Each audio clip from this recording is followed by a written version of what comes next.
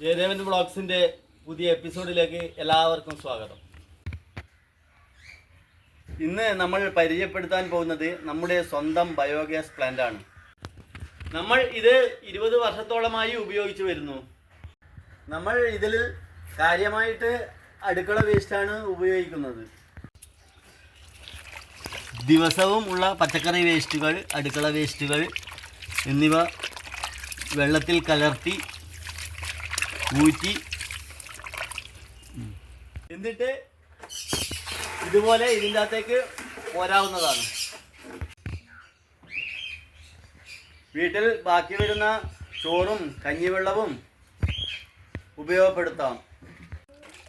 നമുക്ക് ചാണകമുള്ളത് കൊണ്ട് നമ്മൾ ഒരു പശുവിൻ്റെ ചാണകവും ഒഴിച്ചു കൊടുക്കാറുണ്ട്. നമ്മൾ ഇതിൽ 2 ബക്കറ്റ് പോരുമ്പോൾ 2 ബക്കറ്റ് വെളിയിലേക്കും വരുന്നതാണ്.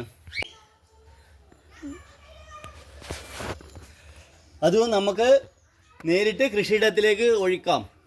ഇതിൽ നിന്ന് വരുന്ന ഗ്യാസ് നേരിട്ട് അടുക്കളയിലേക്ക് എത്തിച്ചേരും. ശരിക്ക് ബയോഗ്യാസ് പ്ലാന്റ് തുടങ്ങാൻ മാത്രം ചാണകം ഉപയോഗിച്ചാൽ മതിയാകും.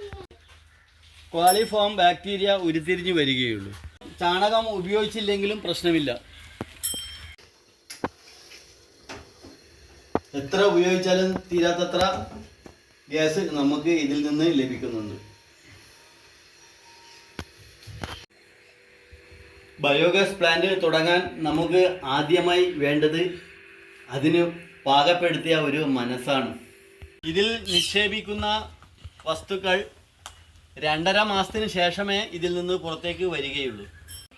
ഇതിൽ നിന്ന് പുറത്തു വരുന്ന വേസ്റ്റ് പ്രത്യേകിച്ച് മണമൊന്നും ഉണ്ടാകാറില്ല.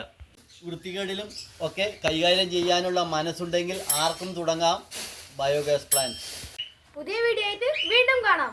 എല്ലാവരും വീഡിയോ ഇഷ്ടപ്പെട്ടാൽ ലൈക്ക് ചെയ്യുക, ഷെയർ ചെയ്യുക, സബ്സ്ക്രൈബ് ചെയ്യുക. ബൈ.